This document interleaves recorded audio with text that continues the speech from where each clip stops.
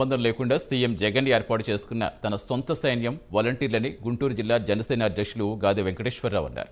CM Jagan 2,60,000 మంది సైన్యాన్ని ఏర్పాటు చేశామన్నారని, ఇది దేనికి సంకేతమని ప్రశ్నించారు.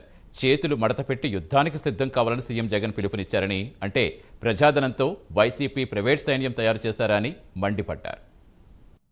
2,60,000 మంది సైన్యాన్ని ఏర్పాటు చేసుకున్నాను, మీరందరూ కూడా సిద్ధంగా అంటే ఏంటి? రేపు ఎలక్షన్లో ప్రజలను కొడతానుక, లేకపోతే ఎలక్షన్ ప్రక్రియ సక్రమంగా జరగకుండా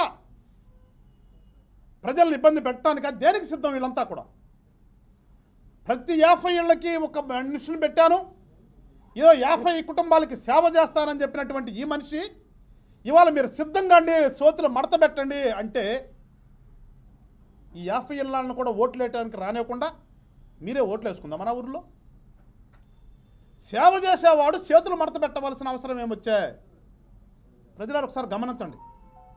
ముఖ్యమంత్రి గారి మాటల్లోని అర్థాన్ని ఒకసారి మీరు గమనించండి.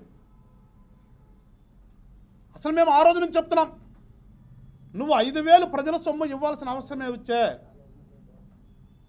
వాళ్ళకి ఇచ్చేది కాక ఈ రోజున పెద్ద ఎత్తున లంచాలకి తావులేని ప్రభుత్వం అంటాడు, లంచాలకి ఆస్కారం ఇవ్వనంటాడు. మీరందరూ కూడా సేవ చేస్తున్నారు, మీది ఉద్యోగమే కాదు, మీరందరూ కూడా రేపు కాబోయే లీడర్లు అంటాడు ఒక పక్కన.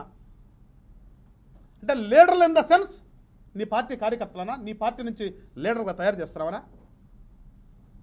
ఎటు తిరిగి ఎటు వచ్చినా కానీ ఆ వాలంటీర్ వ్యవస్థ అనేది పూర్తిగా నా పార్టీ కార్యకర్తలతో, నా సైన్యము, నా ప్రైవేట్ సైన్యము అని చెప్పకనే